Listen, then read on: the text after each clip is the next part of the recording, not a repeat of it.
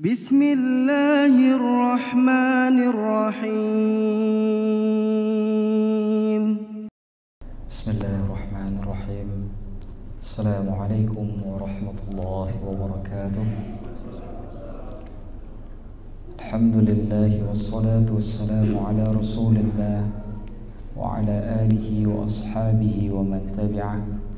Asyhadu an la ilaha illallah wahdahu la syarika lah wa asyhadu anna Muhammadan abduhu wa rasuluhu la nabiyya ba'dah.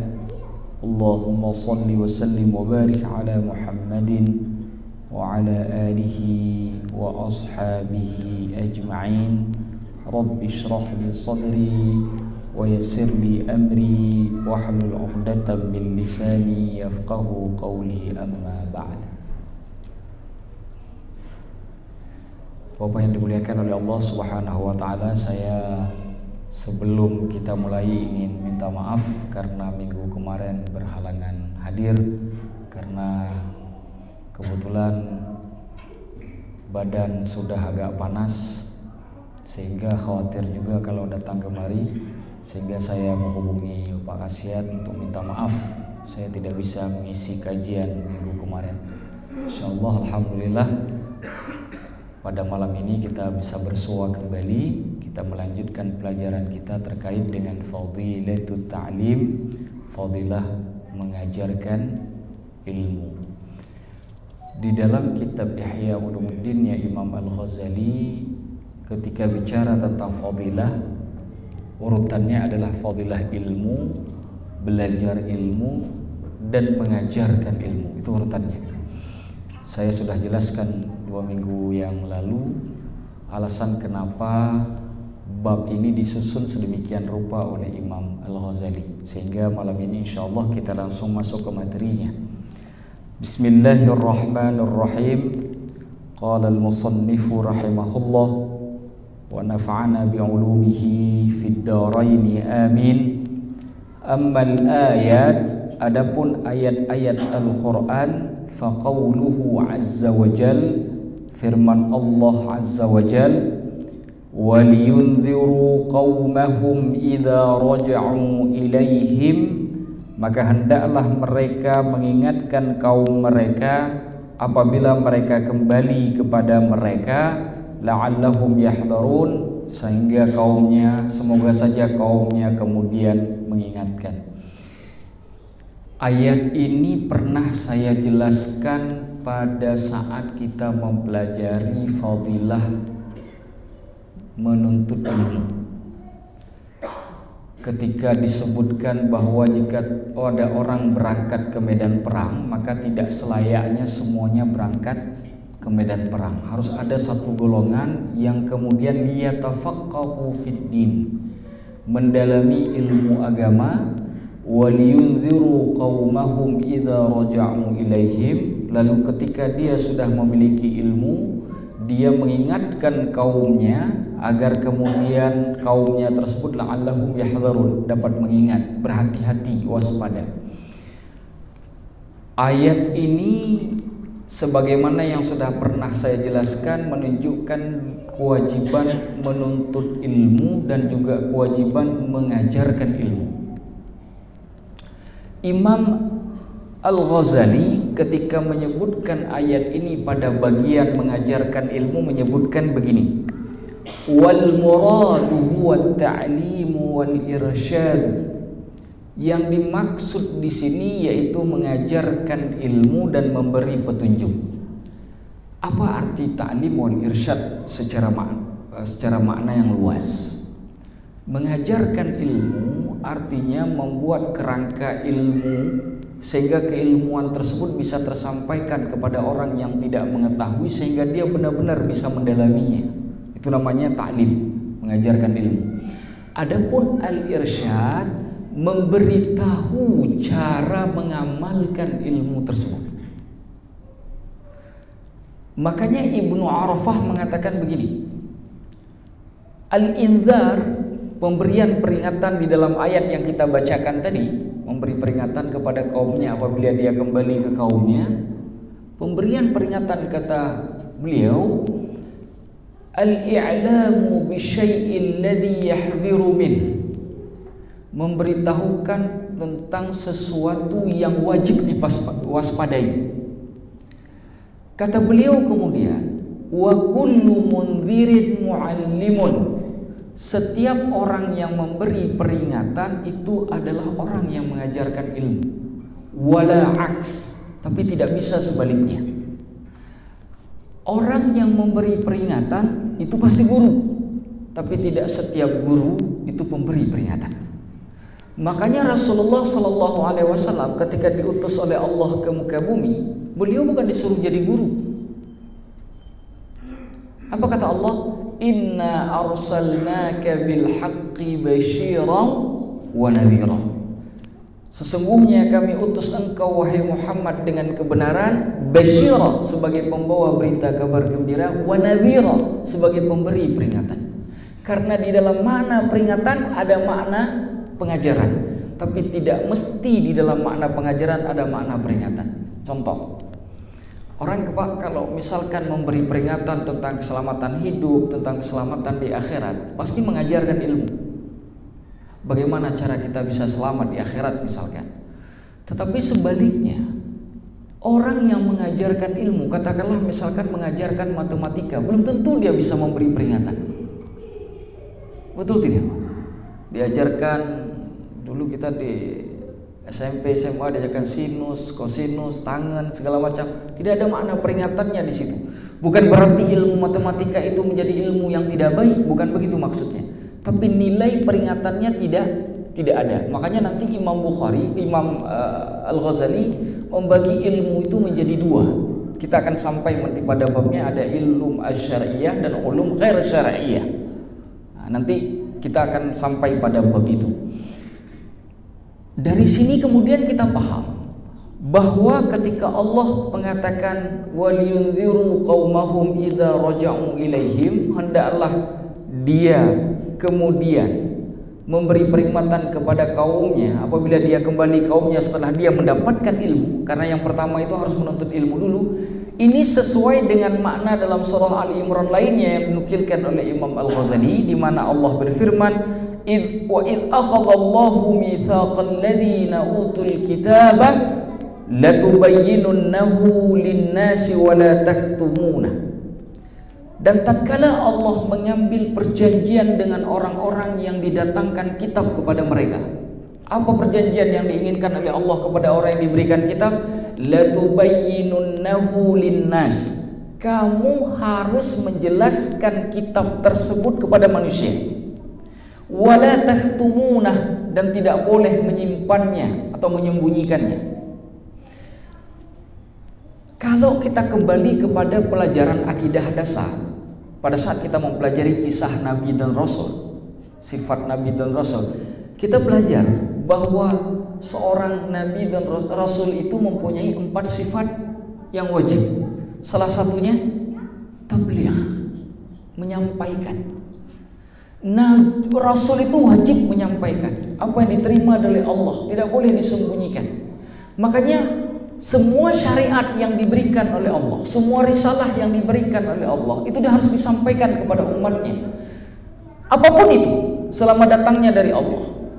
Ada satu ayat di dalam Al-Quran, bunyinya begini, wa ma kana linabiyyin ayyaghul, tidak sepantasnya seorang nabi itu berkhianat. Apa makna nabi berkhianat? Tidak mungkin nabi melakukan hal tersebut, karena nabi orang yang paling utama. Maka tak pantas kalau nabi kemudian melakukan hal yang tidak pantas dia miliki. Lalu Allah mengatakan, wa may yaghlul ya'ti bima ghalla yaumal qiyamah. Siapa yang berkhianat, dia akan datang dengan khianatnya tersebut nanti di hari kiamat. Di dalam hadis Imam At-Tabrani dari Ibnu Abbas, itu ada hadis begini bunyinya, man katama ilman ya'lamu, barang siapa yang menyembunyikan ilmu yang dia ketahui, uljima bilijamin minan nar, dia akan dicambuk oleh Allah nanti di hari kiamat dengan cambukan dari api neraka. Senada dengan kalimat ini, Imam Ahmad juga meriwayatkan hal yang sama dengan redaksi yang berbeda. Man su'ila ilman fakatamah. Barang siapa yang ditanya tentang suatu ilmu lalu dia menyembunyikan ilmu tersebut, tidak mau menjawabnya, tidak mau memberitahukan. Ya'ti yaumal qiyamati muljamam minan nar. Dia akan datang di hari kiamat dalam kondisi dicambuk dari api neraka oleh Allah. Jadi dari satu sisi menuntut ilmu wajib, ketika sudah punya ilmu wajib mengajarkan kepada orang lain. Orang yang punya ilmu lalu dia tidak mengajarkan ilmu tersebut kepada orang lain, maka orang tersebut telah mengkhianati Allah dan Rasulnya. Makanya ayat dengan tegas mengatakan la tubayyinunnahu linnasi wa la taktumunah. Engkau harus menjelaskan ilmu tersebut kepada orang lain dan tidak boleh menyembunyikannya. Imam Al-Ghazali ketika menukilkan ayat ini mengatakan wa huwa ijabul lit-ta'lim. Ini dalil bahwasanya mengajarkan ilmu itu hukumnya wajib. Ayat yang tadi itu menyebutkan tentang kewajiban mengajarkan ilmu.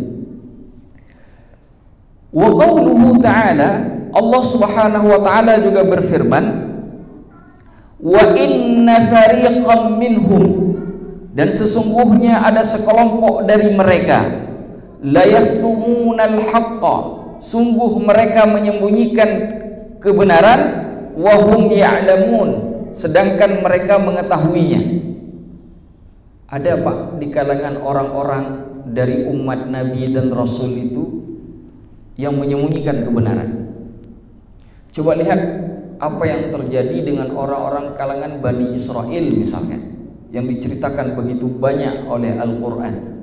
Bahkan Al-Quran ketika bicara tentang orang-orang ahlul kitab ini mengatakan fawailul lilladzina yaktubuna al-kitaba biaydihim, maka celakalah orang-orang yang menulis kitab dengan tangan-tangan mereka. Tsumma yaquluna hadza min 'indillah, lalu dia mereka mengatakan ini berasal dari Allah, liyashtaru bihi tsamanan qalila, agar mereka bisa mendapatkan harga yang murah, memperjualbelikannya dengan harga yang murah.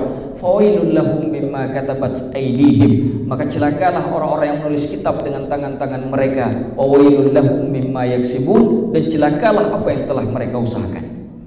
Jadi kalimat ini dengan jelas menunjukkan bahwa mereka menulis kitab dengan tangan mereka sendiri, merubah apa yang datang dari Allah untuk menyembunyikan kebenaran, padahal mereka mengetahui. Dalil yang paling jelas kalau bapak-bapak belajar Sirah Nabawi, nah, di sini ada Sirah Nabawi Pak, kita belajar kan? Ketika bapak-bapak belajar bab Aqabah yang pertama, pertemuan di Aqabah pertama Rasulullah dengan orang-orang Madinah. Rasulullah bertemu dengan 5 orang anak muda dari Madinah. Salah satunya Zurarah, termasuk orang yang pertama sekali masuk Islam dari kalangan orang-orang Madinah. Bertemu dengan Rasulullah pada saat Aqabah yang pertama. Mereka ketika bertemu dengan Nabi, apa kata mereka?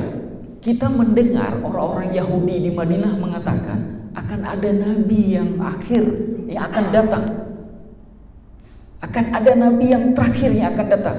Dan ciri-ciri yang kita dengar dari orang-orang Yahudi di Madinah sama persis dengan pemuda yang sekarang ini duduk di hadapan kita sedang mendakwahkan kita. Lalu mereka bersepakat di 5 orang, daripada kita kedahuluan sama orang lain yang di Madinah, mendingan kita duluan yang masuk Islam. 5 itu masuk Islam Pak. 5 orang inilah yang kemudian menyebarkan Islam di Madinah, sehingga tahun selanjutnya di Aqabah yang kedua ada 80 orang lebih. Ada perbedaan pendapat di kalangan ahli sirah, ada yang mengatakan 80, ada yang mengatakan 82, ada yang mengatakan 83, 85 dan seterusnya, yang datang ke Aqabah kedua pada saat haji selanjutnya, lalu bertemu dengan Rasulullah di kegelapan malam. Saat itu Rasulullah hanya ditemani oleh paman beliau yang bernama Abbas bin Abdul Muttalib. Abbas saat itu masih belum masuk Islam, menemui Rasulullah SAW. Mereka baiat ke Nabi untuk membela Nabi. Dari 5 orang Pak, jadi 80 sekian di tahun selanjutnya dari kalangan orang-orang Ansar, orang-orang Madinah. Kenapa mereka begitu yakin?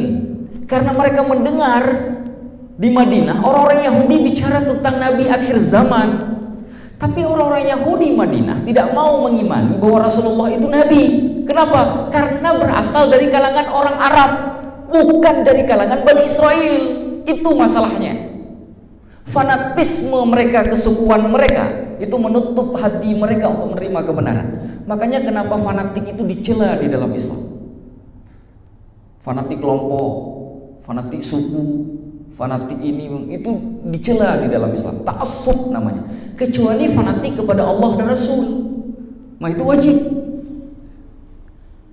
Dan ini yang terjadi dengan orang-orang Bani Israel. Fanatisme mereka kepada keyahudian mereka menyebabkan mereka tidak mau menerima seruan Rasulullah. Mereka nggak mau menerima. Ini yang terjadi dengan orang-orang Yahudi. Padahal mereka tahu akan datang Nabi yang terakhir. Ini masalahnya. Orang-orang Madinah yang mendengar berita itu dari orang-orang Yahudi Madinah, mereka duluan kemudian masuk Islam. Dan nanti di kalangan orang-orang Yahudi ada yang masuk Islam, di antaranya Abdullah bin Salam. Abdullah bin Salam itu ketika Nabi sampai di Madinah itu sering melihat Nabi. Ngapain ini Muhammad? Muhammad ini lagi ngapain? Lalu Abdullah bin Salam mengatakan, setiap aku memperhatikan Muhammad, semua yang didakwahkannya itu tidak ada yang salah. Wasilul arham, sambung silaturahmi, wa at'imut ta'am, kasih makan kepada orang yang tidak punya makanan. Afsyus salam, sebarkan salam. Wasallul laila wan nasu niyam, salat di malam hari ketika orang-orang tertidur. Itu kata Abdullah bin Salam. Nah, itu dakwahnya. Itu nggak ada salah sedikit pun. Itu semuanya benar kata Abdullah bin Salam. Abdullah bin Salam itu seorang tokoh Yahudi besar di Madinah. Kalau dalam bahasa mereka itu dikenal tokoh agamanya dengan nama Rabbai. Kalau kita di sini nyebutnya kiai kalau Islam. Kiai ulama, mereka Rabbai. Ya, menyebutnya dengan Rabbai. Itu kiai di kita Islam, ulama di kita Islam. Itu masuk Islam. Dan itu tokoh Yahudi, ulamanya Yahudi di kota Madinah. Karena Yahudi Madinah itu ada 3 suku yang di kotanya. Ada Bani Qainuqa, ada Bani Nadir, ada Bani Qayrullah. Nah, Bani ini nanti kerjasama mengkhianati Rasulullah SAW dengan orang Quraisy Mekah, termasuk dengan orang Bani Khaybar.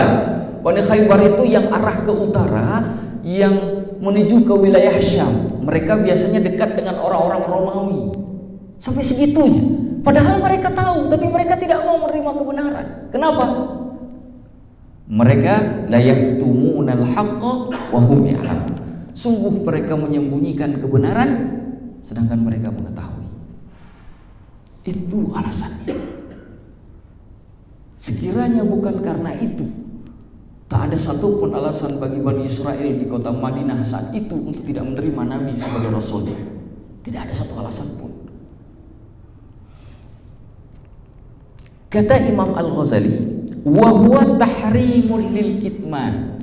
Ayat ini merupakan dalil bahwa tidak boleh kita kemudian menyembunyikan sesuatu, menyembunyikan ilmu, tidak kita sampaikan. Kama qala ta'ala fi syahadah, sebagaimana firman Allah Ta'ala ketika Allah bicara tentang masalah kesaksian. Kesaksian seperti kesaksian di depan pengadilan, ya. Wa may yaktumha fa innahu athimun qalbuh. Barang siapa yang menutupi kesaksian yang benar, orang yang menutupi itu fa innahu athimun qalbuh, hatinya telah berdosa. Ini dalil bahwa orang yang bersaksi itu sesungguhnya menutupi pengetahuan. Ketika dia tidak menyampaikan pengetahuan yang dia miliki sehingga dia berbohong di depan pengadilan, maka kata Allah, yang pertama yang paling berdosa bukan telinganya, bukan matanya, tapi hatinya terlebih dahulu. Dan hati menjadi inti dari manusia. Kalau hati rusak, semuanya rusak, Pak. Makanya ada hadis Rasulullah SAW mengingatkan ada satu daging dalam tubuh manusia itu, idza saluhat saluhal jasadu kullu. Daging ini kalau dia baik, seluruh tubuh baik. Dari ujung rambut ke ujung kaki baik orang tersebut. Kalau daging itu baik, Daging doang Pak, kecil dagingnya. Kalau daging ini baik, semua dari ujung rambut ke ujung kaki baik. Wa idza fasadal jasadu kullu. Kalau rusak yang daging ini, yang kecil ini, seluruh badan dia rusak. Kata Rasulullah, ala wahiyal qalb. Ketahuilah, daging itu namanya hati.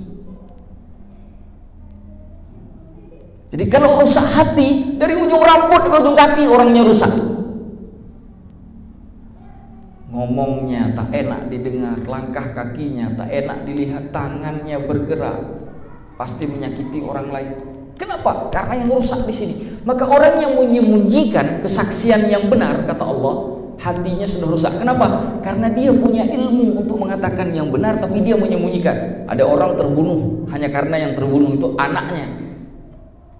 Maka apa kata Rasulullah? Kalau Sayyidah Fatimah mencuri, Sayyidah Fatimah, putri beliau mencuri, laqata'tu yadaha, kata Rasulullah, sungguh akan kupotong tangannya. Itu anak beliau sendiri ngomong begitu. Jadi ini permasalahan hari ini yang terjadi di tengah masyarakat kita ketika kebenaran itu ditutupi. Pengetahuan berapa banyak Pak, maaf di negara kita misalkan, kita sering nonton televisi misalkan, ketika kebenaran itu disembunyikan, saksi berbohong, orang yang harusnya menjaga hukum malah merusak hukum. Coba lihat, ini yang terjadi. Baru-baru ini ada kasus besar di negeri kita. Itu dalil dari ayat ini. Ini dalil yang Allah katakan dari ayat ini. Wa may yaktumha fa innahu athimun qalbuh. Kenapa hatinya yang dicap oleh Allah? Kenapa? Karena hati sentral yang ada pada manusia. Kalau kebenaran yang di hati itu sudah ditutupi, tidak mau dibongkar, maka selesai sudah. Yang rusak bahkan bukan hanya dia saja, terkadang orang lain pun rusak. Berapa banyak orang jadi korban hanya karena beberapa orang yang berbohong. Berapa banyak orang yang terkorbankan. Nah,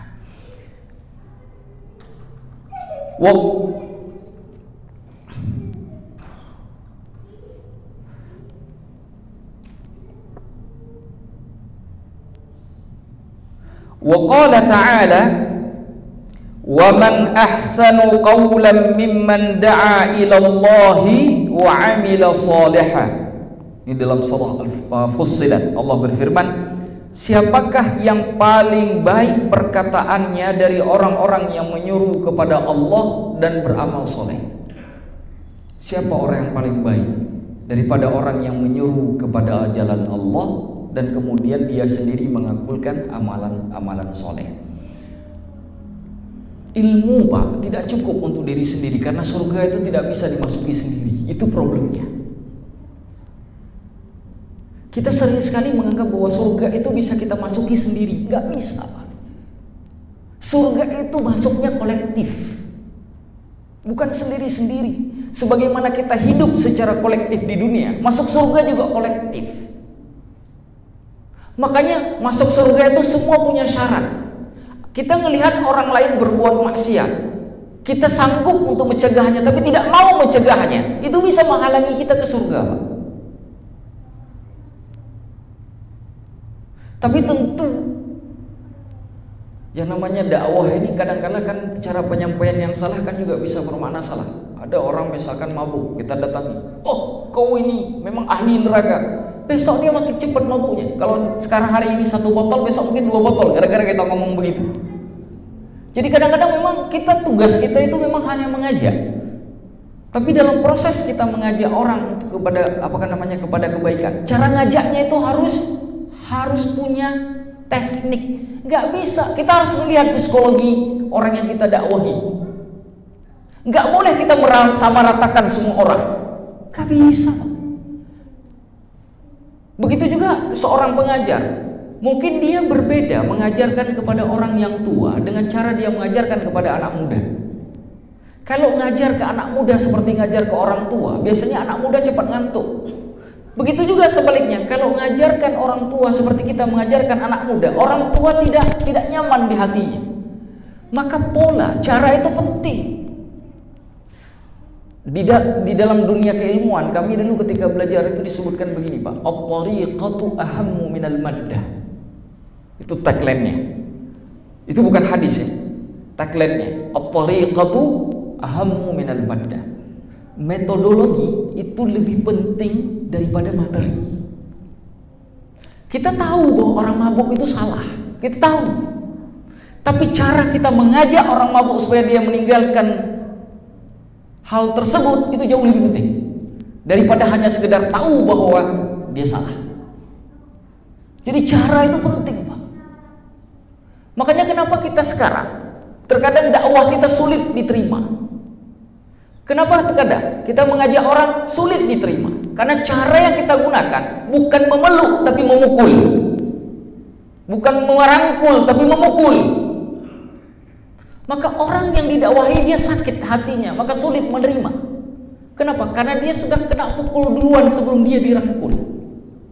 Maka kita harus ubah sekarang. Kita harus ubah lakukan hal tersebut. Karena orang yang menyerukan orang lain ke jalan Allah itu orang yang paling istimewa.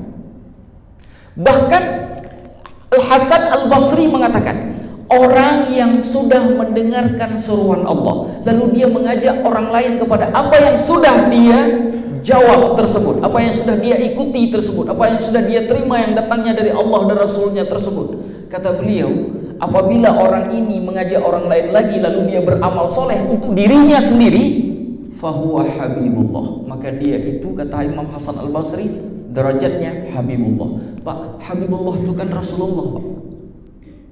Lantas kenapa kita disebut habibullah? Karena hakikatnya orang yang sudah sampai pada maqam ini, dia sudah ngikut jalannya Nabi. Nabi dapat habibullah, maka walaupun dia tidak digelar secara langsung oleh Allah, derajahnya sudah jadi habibullah, kekasihnya Allah. Kenapa? Dia belajar, dia ngajar, dia praktekkan apa yang dia ketahui, dan dia ajak orang juga untuk mempraktekkan apa yang sudah diajarkan. Makanya ulama itu disebut warathatul anbiya. Nabi itu nggak ninggalin budak laki-laki, nggak ninggalin budak perempuan, nggak ninggalin dinar, nggak ninggalin dirham. Itu hadisnya ada di Sahih Bukhari, ada di Sahih Muslim. Kenapa? Karena Nabi itu cuma satu, ilmu. Ketika bicara ilmu, yang ditinggalkan Nabi itulah syariat, risalah. Maka orang yang mengambil apa yang Rasulullah tinggalkan ini, dia jadi pewaris Nabi.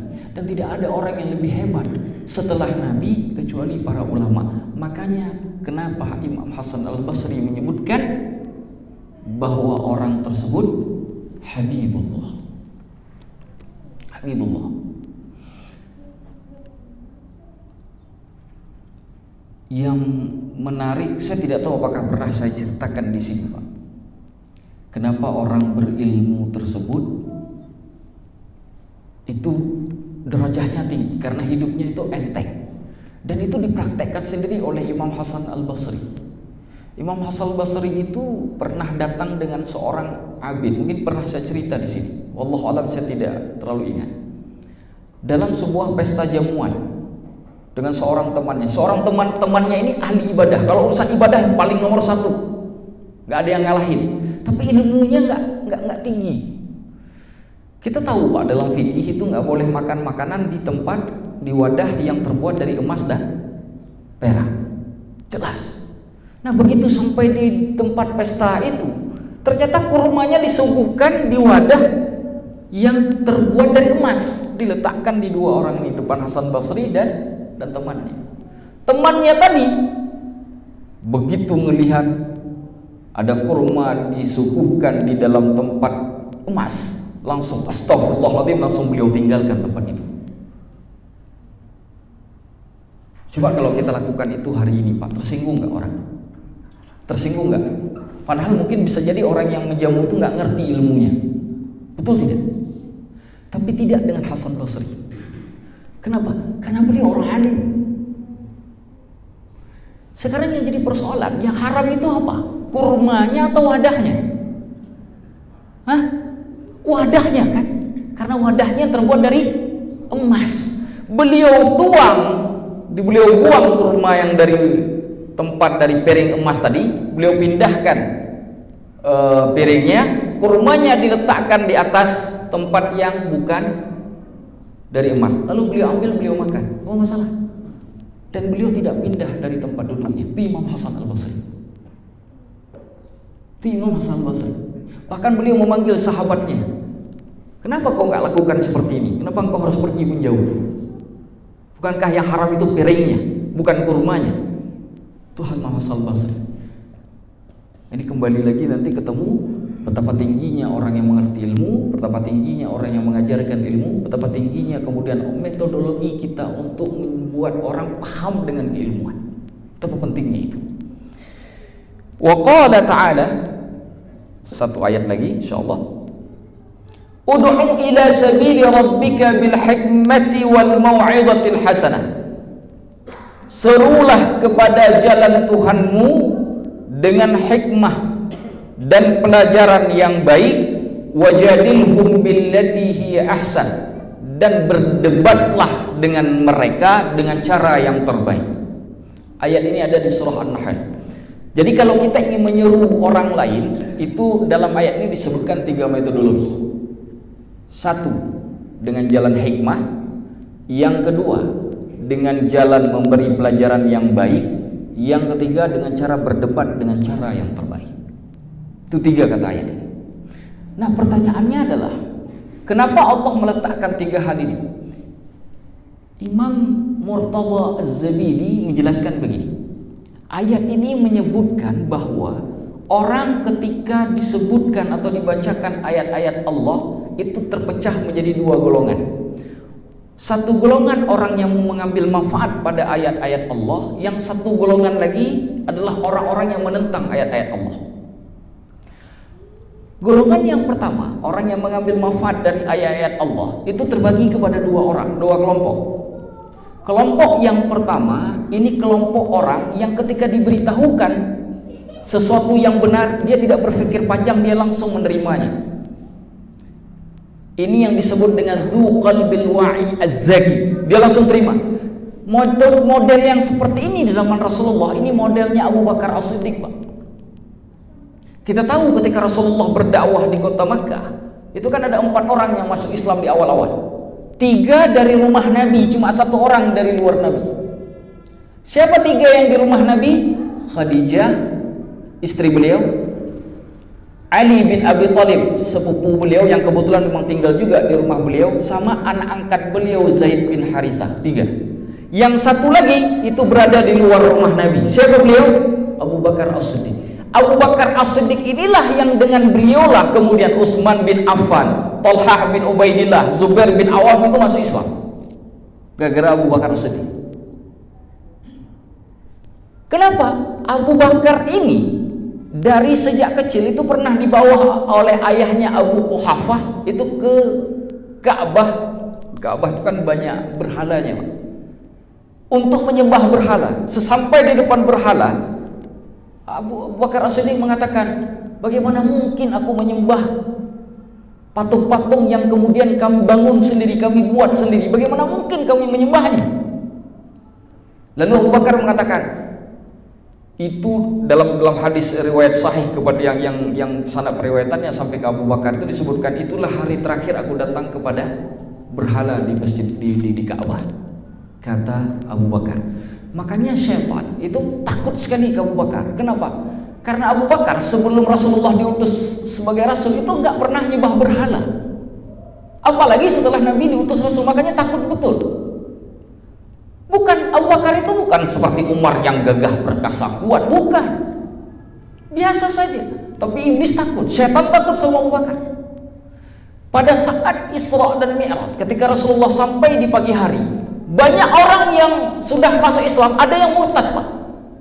Karena nggak percaya bagaimana mungkin dalam waktu 1 malam Nabi pergi ke Masjidil Aqsa, kemudian tembus ke 7 langit, balik lagi ke kota Mekah di subuh hari. Bagaimana mungkin terjadi? Nggak ada yang percaya, ada yang murtad, Pak.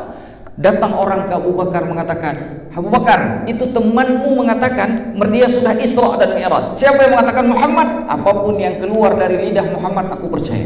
Maka beliau digelar As-Siddiq. Ini yang model pertama, Pak. Sedikit diberitahukan, kalau dia tahu itu kebenaran, dia nggak banyak cengcong, Pak.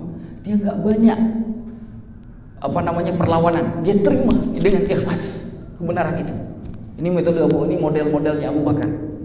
Yang kedua, orang yang ketika disampaikan sesuatu itu dia tidak bisa langsung menerima. Ini contohnya seperti Khalid bin Walid, Ikrimah bin Abi Jahal, nggak bisa langsung, butuh panjang sedikit waktunya sampai dia memperhatikan lalu hidayah masuk baru dia terima. Dan ketika dia terima, dia yang terbaik menerima kebenaran. Nah, dua model ini, yang nomor dua ini yang paling banyak ada di muka bumi, Pak. Yang nomor dua ini yang paling banyak di muka bumi. Jarang yang seperti Abu Bakar, itu jarang. Kata Imam Murtada Zabidi, yang nomor dua ini aktsarul mustajibin, aktsarul mujibin, kebanyakan daripada orang-orang yang mau menerima kebenaran. Yang nomor dua ini nggak bisa langsung, butuh proses. Ada yang lama sekali, Pak. Tapi pada akhirnya dia kembali kepada kebenaran.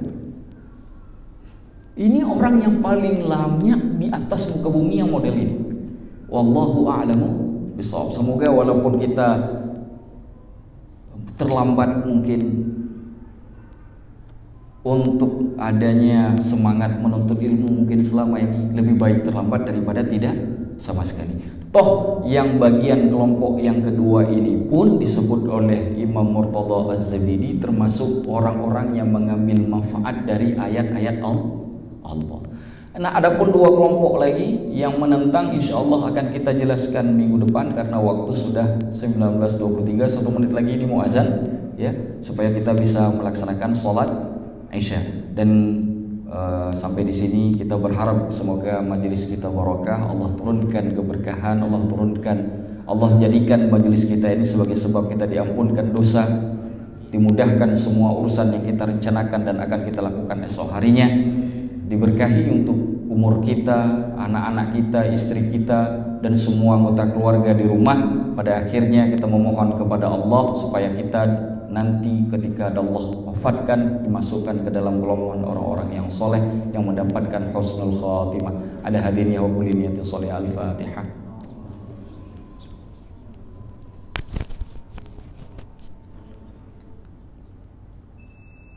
Bapak yang dimuliakan oleh Allah, saya akhiri sampai di sini. Hadanallahu wa iyyakum ajma'in. Aqulu qawli hadza wa astaghfirullahal azim. Wassalamualaikum warahmatullahi wabarakatuh. فبأي آلاء ربكما تكذبان